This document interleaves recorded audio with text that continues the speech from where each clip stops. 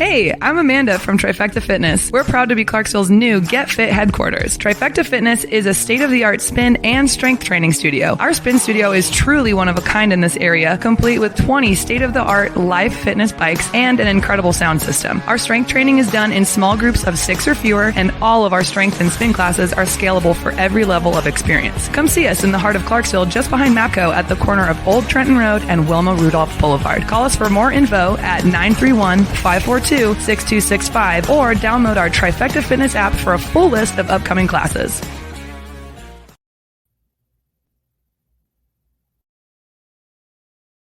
Welcome back.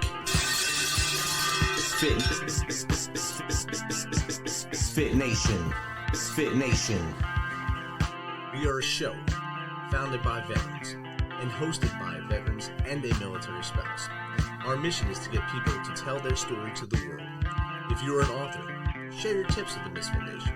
If you're a musician or actor, our audience needs to know how they too can get into the business. Coaches, we love our coaches. Come on, share some of your tips with the audience to help them become better versions of themselves. If you're a corporate leader or an entrepreneur, come on and share how you did it and how hard you have fought for success. If you're a veteran, first responder, or Gold Star family, we would love to have you come on and just share your story with the Misfit Nation. We always have time for you. Reach out, we will get you on. If you are feeling down, alone, or starting to see the darkness, stop. Think about those who are around you. You are not alone. You will be missed. If you feel like your problems will be a burden to those in your inner circle, or are embarrassed to share that with them, please dial 988. If you are a veteran, take option 1. We need you to keep pushing forward. Don't make it a permanent solution to a temporary problem. If you're a new listener,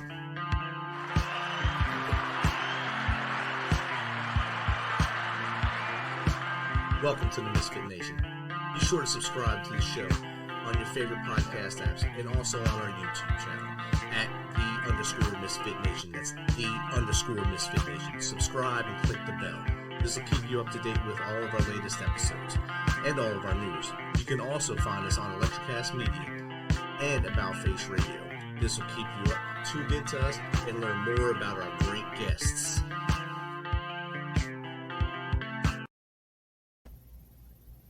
Speaking of which, our next guest is a United States Army veteran with over 2 decades of service as a combat engineer.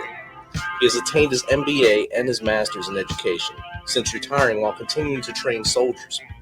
He also is a servant leader who volunteers throughout the community. So without further ado, let's welcome Mr. Charles Woods, also known as Chuck. Welcome, Chuck. Well, thank you, Rich. Can you hear me? I got you. I had to bring the bell. Right. I like the white bell. Now I know where that noise is coming from whenever I listen to your shows. I'm not watching. Yeah, Chuck, heck yeah. So if you don't mind, Chuck, just tell us a little bit more about yourself than I gave you a blurb. I shrunk your career down to a sentence, 22 years, 20 years. So knock it out, of course. All right. Well, I was born actually in New Orleans, Louisiana, and never lived there, but I lived about 45 minutes away. Then in my middle school years, I moved to Salt Lake City, where I attended junior high and high school. Then I moved back to Louisiana, where I graduated from high school there. Shortly after graduating from high school, I attended Nicholls State University in Thibodaux, Louisiana. And after 2 years, I joined the military. And my first duty station was Fort Carson, Colorado. And even early then, I was thinking in my career what I wanted to do when I get out. And I always thought, I always needed teachers. So I put that on the back of my mind. That's what I would do when I get out of the military. I wanted to teach. But spent 22 years in the military. And after I retired, I actually retired in Europe and spent 7 years in Europe as a civilian, which is a lot different than being a soldier over there. I enjoyed it. I loved it. But the Germans government wanted to put me into the German tax system. So I was forced to leave, and I landed here at Fort Campbell in 2015. And I've been working here since then. Actually working with Rich. We shared an office at one point in our life. Yes, we did. So we got moved around a couple times, kind of like the dude from the office space there, except we didn't lose our stapler at the time. Or as, the young people would say, we got treated like street booty. Can I say that? Yeah, you can say that. That's all right. So you have a ton of stories you tell people from your Oh, service. sure. I mean, I'm sure Yeah. you got some funny ones you want to share with the audience. You just leave names out to protect the innocent and those who may be incarcerated now. So Okay. yeah. You know, in the military, we have a special relationship. I could, not see Rich for 15 years, run into him in a Walmart, and it's like we just saw each other yesterday. So we have that bond for those people that weren't in the military. It's a special bond. And we have a different type of sense of humor that people outside the military may not, understand or appreciate. And I remember I was in Iraq, and I'm gonna draw a picture for you people that were never in the military or deployed. But we have these trailers they call shower chews or shower trailers, and they're real small. You have, if I remember right, they have like 3 showers, and you have basically, if someone is in the shower, when they open the shower curtain, if you're right there shaving, they're like standing right on your back. Right. So I was at the last stall, brushing my teeth and shaving, and my sergeant major was in the first stall. And help you draw this picture, soldiers have been in and out of there, and we're having a problem with drainage. So you have this nasty water with foam on the top of it. And we had pallets on the floor, so you didn't have to stand in the water, but the water was probably about half an inch over the pallets. And my sergeant major was there in the shower, and he was reaching for his shampoo. And I'm looking out of the corner of my eye, and I see him fall out the shower, and he's trying not to fall on the floor and land in this froth, that has developed on the floor. And he fell on the floor, and his effort trying not to hit the floor, he wound up rolling on the floor. So he got all this nasty scum all over him. And he just gave me this look like, you didn't see nothing. So I tried not to laugh. I probably turned a nice shade of burgundy from not laughing and holding it in. But of course, I couldn't keep that one to myself. I told a couple of my close friends. But yeah. Definitely, that's a good one. Falling in that gray water in the shower, you're already getting some kind of a disease on your feet, taking a shower, thinking you're getting clean, and then you fall on it and probably got some in his mouth too. So they're probably. Oh yeah, he fell flat on his back and rolled. That's not a good time. That's like doing a rucksack flop into a hole and finding out you're in hell. So yeah. So you've been around the world. I mean, you got to stay in rest of Ramadi for a little while. Germany for a long time. Yes. What was your favorite location? My favorite location, I would say, overseas. I traveled a lot overseas, and a lot of former Eastern European bloc countries: Poland, Romania, Lithuania, Latvia, Estonia. But out of those countries, I'd say Romania was my favorite, just because the people were so friendly, the food was good, and excellent alcohol. Western Europe, I love Amsterdam. Amsterdam was a beautiful place, and I went there. Each time I went with the family, so it was a family trip. So you hear all these crazy things about Amsterdam, but Amsterdam is a great family place. And I would say Rome and to the Vatican, because the Vatican is considered its own like state. It's right there in Rome, but Vatican City is like its own state. So or city, but the Vatican. Outstanding. I mean, you listed a bunch there, so listeners like, dang, you got to see everything. He's so lucky. He's so lucky to be forward and have to get on that train or ride his car across those quick borders. No passports for a while you were over there, and then just went to passports now. But I'm sure getting to see all that before you had the opportunity to go to Ramadi and things like that kind of opened your eyes. So yeah. Well, I'll tell you a funny story about the travel like that. We went to Rome, and my son was probably about 10 years old, and he didn't want to go to the Colosseum, and he was upset, like, oh, this is nothing but a bunch of pile of old rocks. And I have pictures of him laying there with his arms folded and pouting. And then he was playing on his Xbox about 2 years later. I was to the Assassin's Creed, and it was based in Rome. And he actually knew his way around Rome from the video game. So there was some gain from it. He didn't realize it at the time, but he appreciated it later. whether it was for the right reason or not. Of course, and as much as you hate to let them sit in front of a game and play games, I guess it teaches them something these days. Yeah. So I mean, that's an awesome attribute to have, and things like both your kids were able to see the world at young ages. So Yes, that's outstanding. And so having that experience for them is amazing, and especially for you two, you got to see it as a young man, and then not how you are now, a little older. No, and you see some of the world now that you've aged a little bit. Yeah. I mean, just last year you had a life-changing event where you had a barracuda nearly kill you. Yes, I mean, it was a bad snorkeling experience. Yeah, bad snorkeling experience. Luckily, I had my wife there, and she went under and scared the barracuda away. But he was looking at me with that look in his eye. How big was that barracuda again? Now, with me telling this story, I mean, his eye was probably about the size of a dinner plate. But if my wife tells the story, she says he was that big. But women are good with measurements. Women are good with measurements. He's saying about 3 inches, 4 inches, but in his eyes, it was 3 feet long and mouth about the size of a Mustang. Yeah, I thought I saw it with the kid's leg hanging out his mouth as it swam by. Of course. No, we met just over 2018 when I came off the position. Yeah. Before me and you got moved around a little bit, and where we are now. And we started this club called the Chicken and Beer Crew. And every Friday we'd go and we'd find a place. So for a while, it was a Korean restaurant that had great chicken and cold beer. So we'd go there, we'd sit and we'd just chat and have a good time. That's how we became friends and how you became part of our lives here with the Misfit Nation and a member of the board now. So we use you, we lean on you for advice and things, especially with your MBA background. You're the smart guy of us in the business world. No, you're the doctorate candidate. Doctorate candidate. Not in business. I'm not in business. Sure. So for us to move forward, we need those sponsors and such. So who do you think we should reach out to for the Misfit Nation to get out there and get those sponsors in here and get the cash flow rolling? I would tell you, from my personal experience, I would look at some of the alumni fraternities, because a lot of them are willing to donate because there are 501c. Yeah, 501c. I'm a member of Alpha Alpha Fraternity Incorporated, and we are 501c.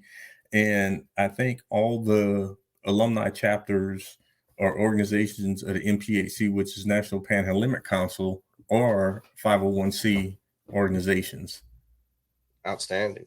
And I mean, that's what we look for, giving back to the community and stuff like that. And I think this is a great platform that you have here, Rich. And usually I'll call you and tell you, I listen to this one, that, because in the office, when I don't feel like listening to anybody else, I'll listen to your podcast that I miss, or if I'm traveling, that's when I listen to them and I catch up on them. And I mean, you had some very interesting guests, and I learned a lot from your show.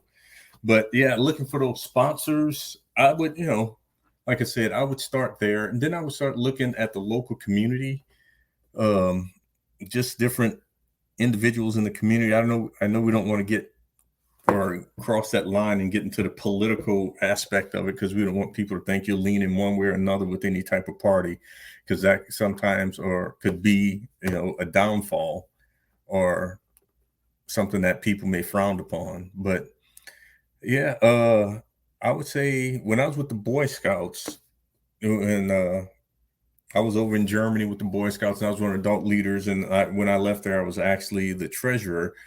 And we would look to the local community. And being we were in Germany on a military base, we would go to the local clinic, and we'd say, okay, we'll donate a Christmas tree, because we had a pretty good scheme over there, because they would thin out the forest every year right before Christmas, and they would donate the trees to us, where we would actually give the trees away for donations.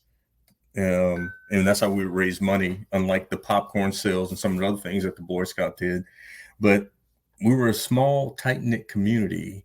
So we had, our name was out there. And that's something I would tell you, or we would look for, is getting your name out there, letting people know who you are, what your organization is, how you provide this platform for everyone, any and everyone that has a voice and want to be heard.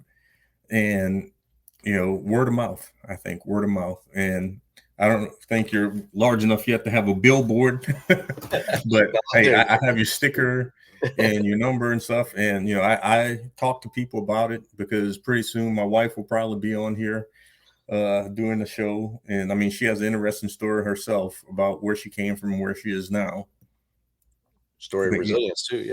Yes, definitely there. And like you said, the growing part is there for us, and we're not Joe Rogan yet, so billboards aren't part of it yet. Right. But we do have a loyal fan base, and that helps out a lot as well.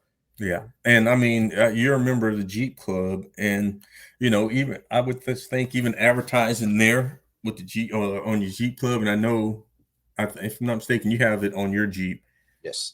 And I actually have a couple of your stickers on different things. One on my water bottle, and I've talked to different people. Actually, my wife and I just picked up some photos from a photographer, and I actually gave him your contact information because he is from, I want to say, Argentina, and he has an interesting story about how he came to the United States and how he became a photographer and how he has a successful business in Nashville. And it just shows that the American dream still exists if you're willing to pursue it. If you want to put the work in, anything's possible for you to work in. And not to get off topic, but yeah, I think that's one of the major problems with society and youth today. A lot of them feel entitled. It's not the same generation we grew up in where, once you graduate from high school, your parents looked at you and said, okay, what's your plan? You going to the military? You going to find a job? You're going to college? Whatever you do, and we're going to support you in it, but you have to find the finances for it. Definitely. And it was usually getting a job was no matter. That was no brainer. You had to get a job coming out of high school. Right. Most of us had jobs coming out of high school anyway. You were already working in high school, one or two jobs at least. And then you had those choices. You're going to go to college or get a trade and do that. And like a lot of us, but we served with took that right turn into the military. And then a lot of our friends took that trade or the college route, became professionals and did great things for themselves in that area as well.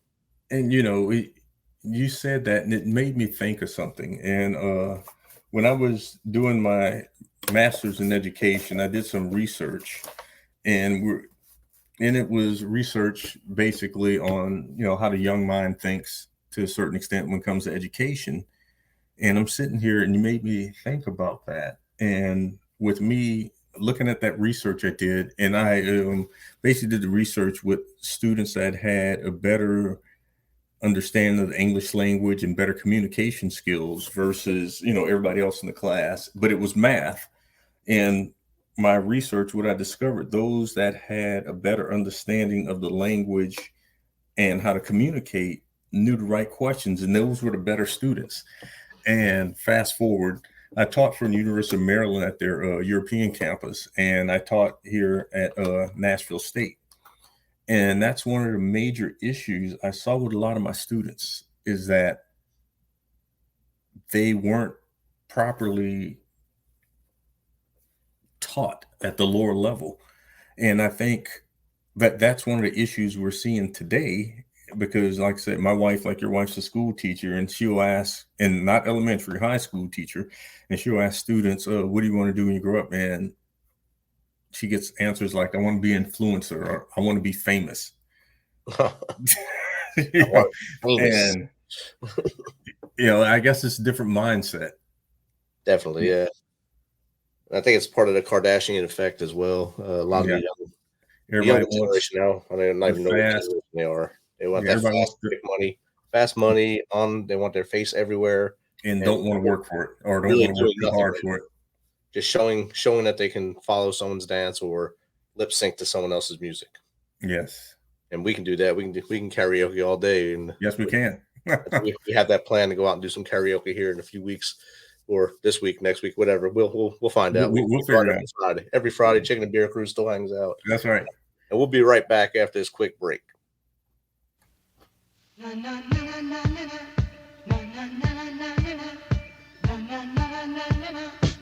the sun goes down and the evening rolls around, that's the time I find got blue ribbon on my mind.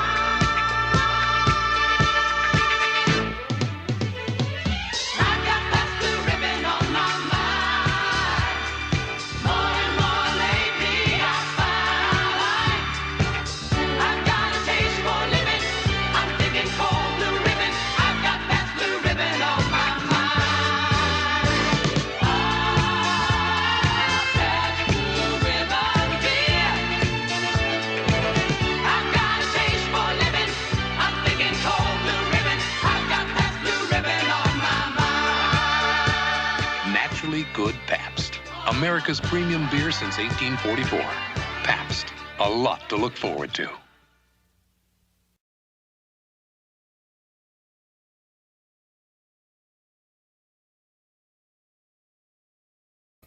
Are back with Chuck Woods, U.S. Army veteran, combat engineer, an overall good dude, founding member of the Chicken and Beer crew.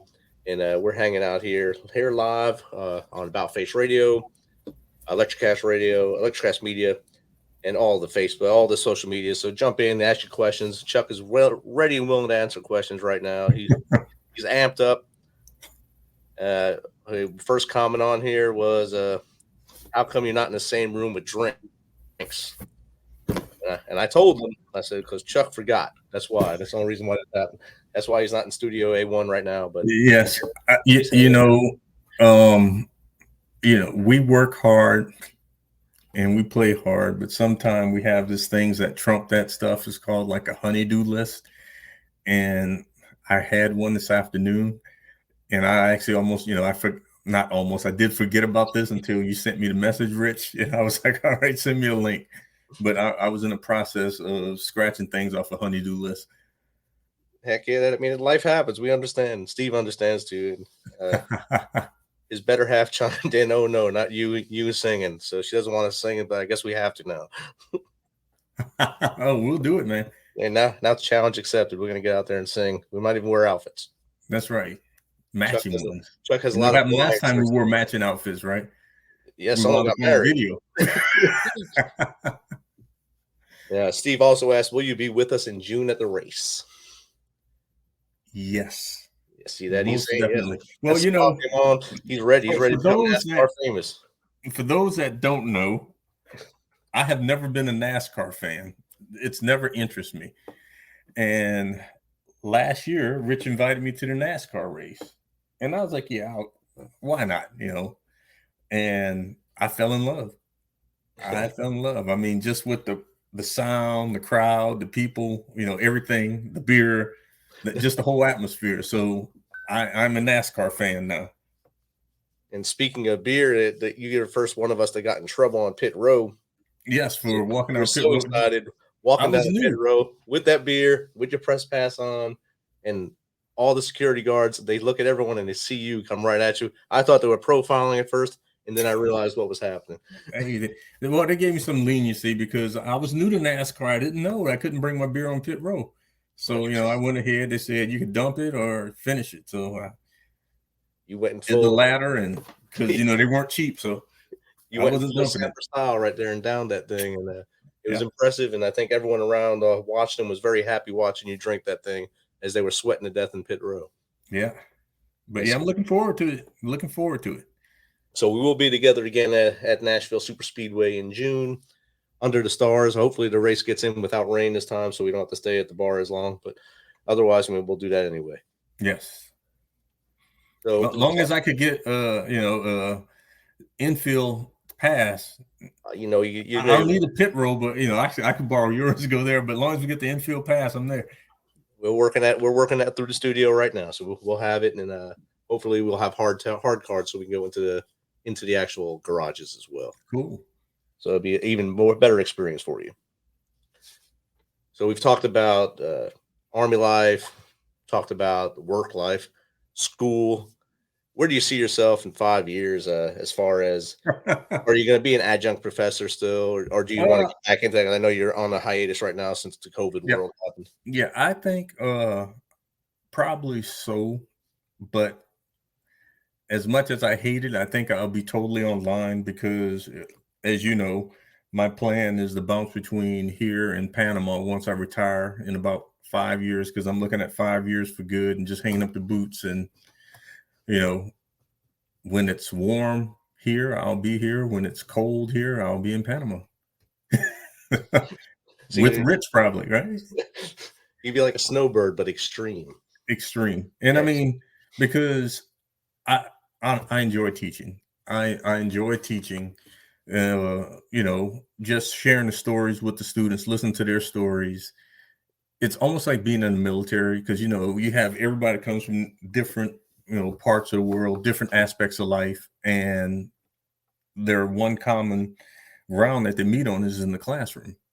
It's kind of like in the military. You have people in the military that I'll say that you probably would never have associated with if you weren't in the same unit and you had to work with them. And, those are the people that you don't hang out with outside of work, but you still had to have that professional relationship.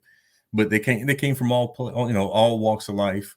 And it's like in the classroom, you have some students that come from money, some who's, may be homeless. I've dealt with that with my wife, with students she's had, that were actually homeless. Right. So it's just being compassionate. And I think I could do that. I want to teach. I want to get back in the classroom. And my wife, she's thinking the same thing. She's like, yeah, I could just teach online. Definitely, yeah. Especially, she can teach language online and probably make a lot more doing it online than she does in the district here.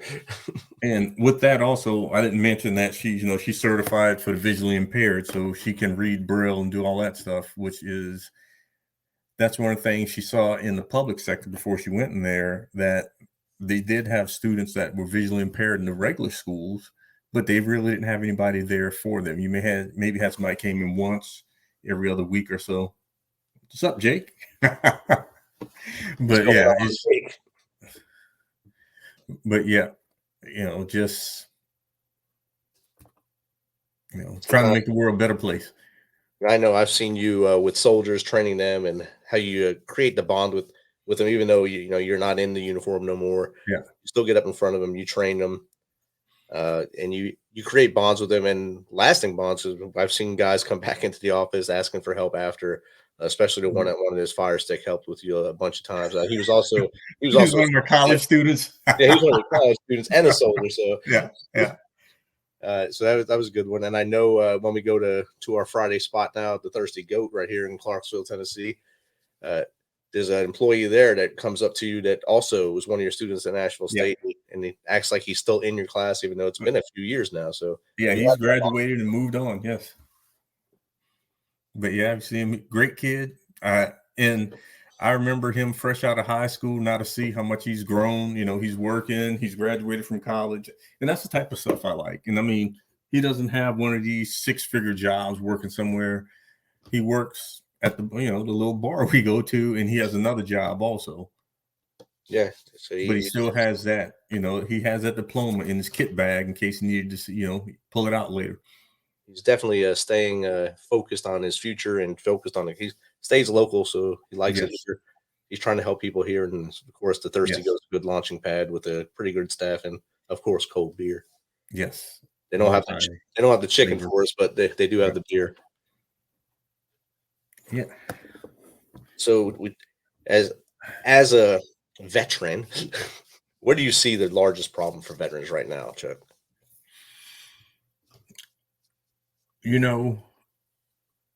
I would say one of the largest problems I see for veterans, especially veterans from our era, we deployed a lot. We saw a lot of things, right? Stress in the house, stress on the battlefield, just the stress of being a soldier, being deployed. And I would say one of the largest issues I see are soldiers not reaching out for help when they need help. Not recognizing that they need help when they need help, because a lot of times they just think that, I'm just going through a little phase and it'll be all right. But sometimes it's deeper issues. And I know you and I were talking about it. I can't remember the name of it, with the light that goes back and forth. Oh, the EMDR. EMDR. And, I had issues, and I went and I had my doubts about looking at a light going back and forth and closing my eyes. And it helped me a lot. It helped me a lot. And all you have to do is call a number. You just call a number, and I'm sure you have it, Rich, somewhere around here. Just call the number and let them know that you're experiencing some things, or, you may have some things on your mind that are bothering you, and they'll get you in. Aaron is right there going across the bottom. Yep. So don't be afraid to ask for help. That's a main thing. That's a very important thing. And understanding that you have a problem is probably the top of the list. If you don't want to admit you have a problem, you'll never get the help you need. You can be told. You can be told in your face by those you love, those in your inner circle, that something's wrong with you, and you'll just deny it until things. I'm not sick. I'm in good physical shape. I'm not sick. Right. I'm good. But yeah, it's those are the illnesses and stuff that you don't see. Exactly. And we got a great question here for both of us. I'll let you answer it first. So this one is from C.S. Lewis. What was the hardest part of transitioning to civilian life for both of you?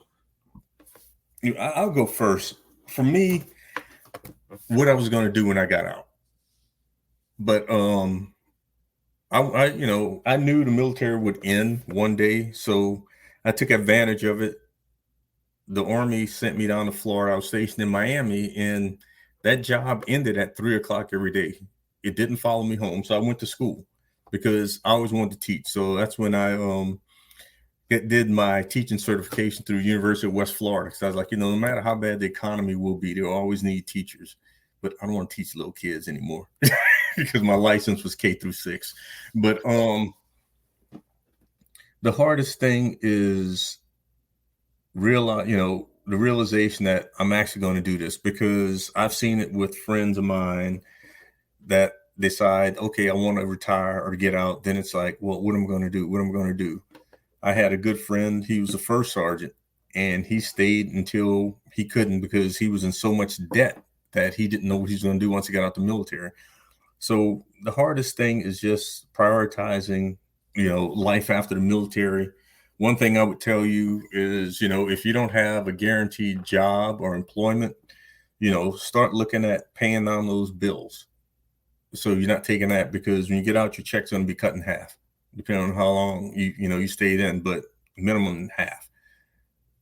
So, just once you set that plan, start putting it in motion. And one of the things that I was told back when I ate captain 2008, they said, flood the market with your resumes. It's a technique. I didn't do it. I looked at jobs I thought I was qualified for. I applied for 3 jobs, and I got hired for all 3 jobs. And I didn't flood the market. But the thing is, taking a good, honest inventory of yourself, what skills you have, and where you can apply them outside the military.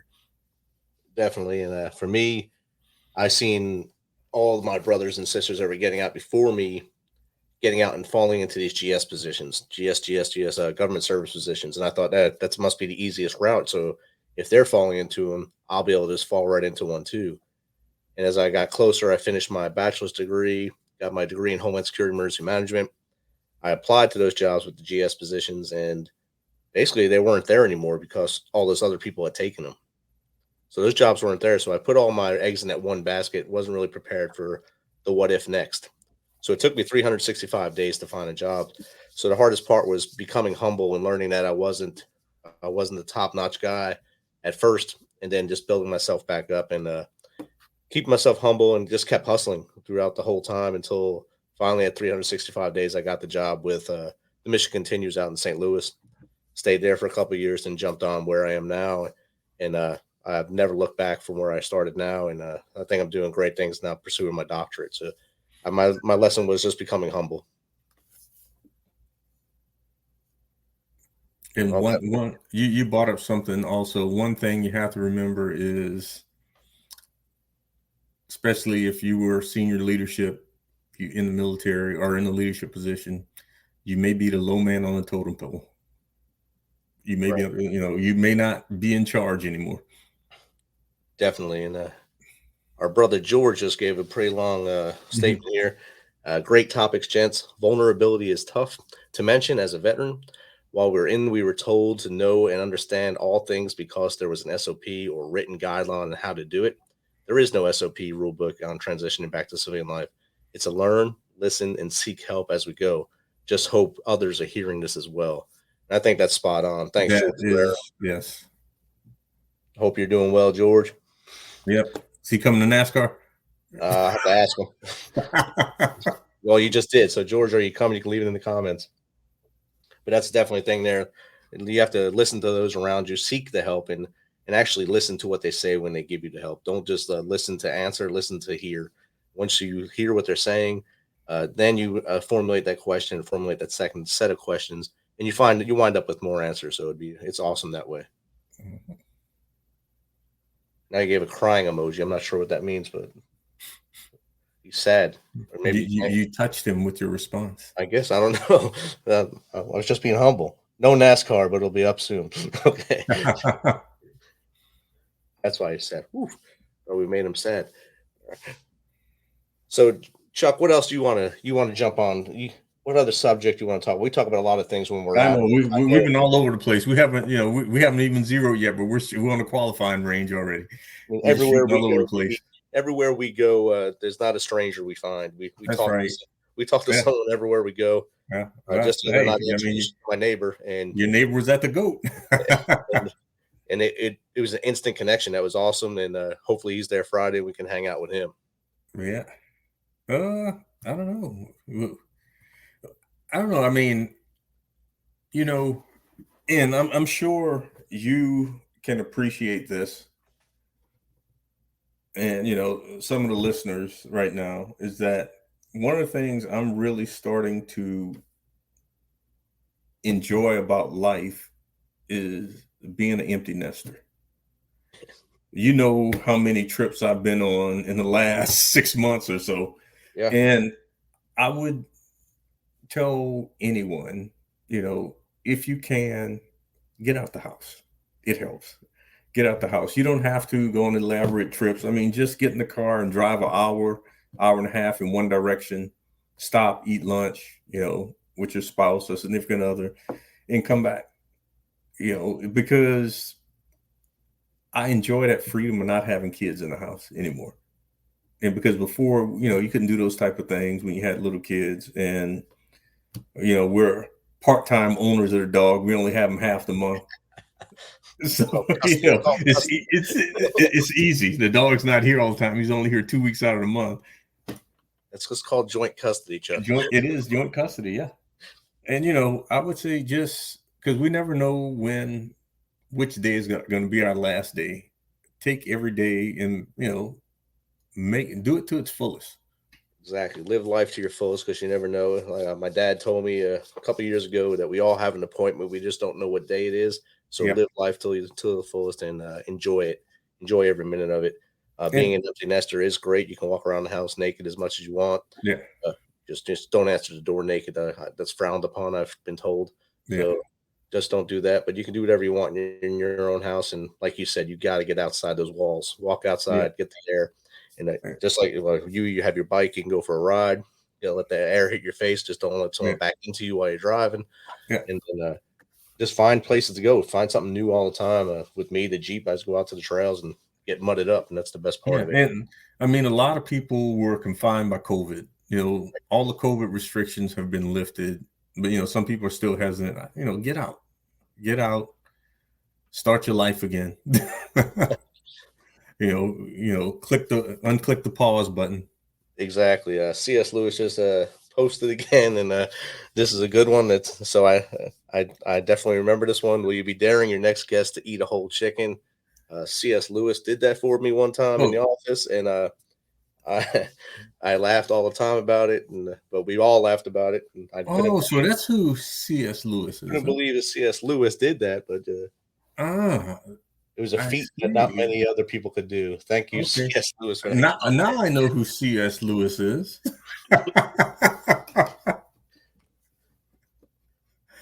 So I would definitely challenge someone else to do it. I don't think they could, C.S. C.S., yeah. Well, you need to have C.S. on here.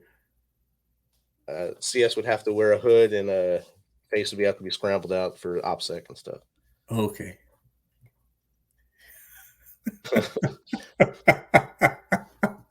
I will provide bush latte, so that will help out. Oh, okay.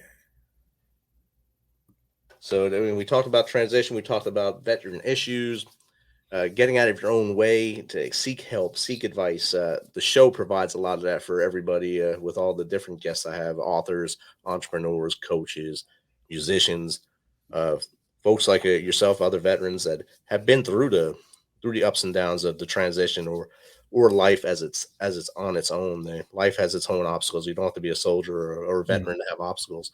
Everyone has obstacles, and you can go through you go through it either alone and fight it until you die, or you bring that inner circle in and let them know something's going on, and there you go. Everyone hangs out.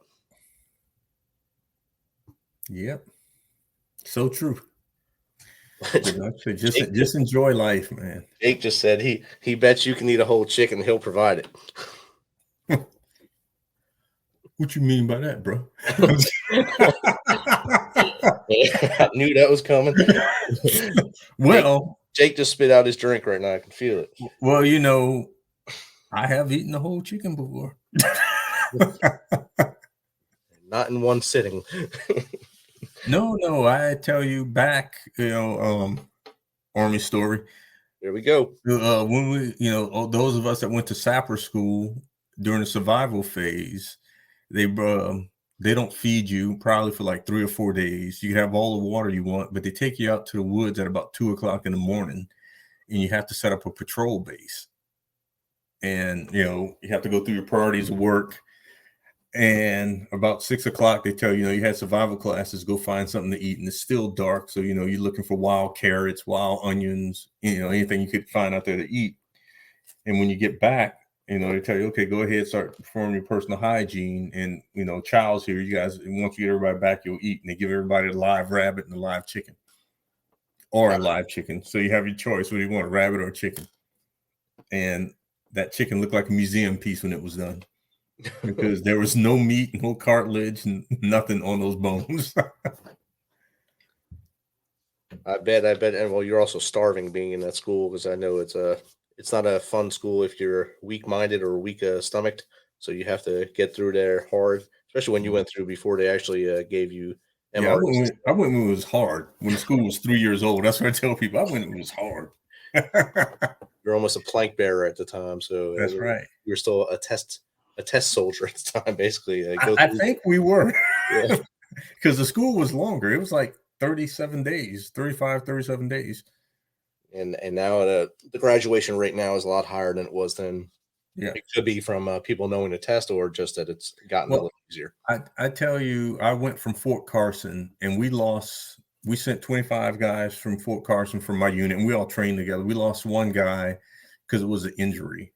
And the other half our class was from Fort Polk. They had like 3 guys graduate out of their 25. See, that's attrition right there. Yeah, 2 of them were officers. But yeah, we trained up for it though. We trained up for it for like 3 months, but that's back when we were sending the units. So we sent all the officers and however many NCOs that were in leadership positions to make the 25 for our group from Fort Carson. Wow. And we both know a couple of the original instructors there. So oh yeah.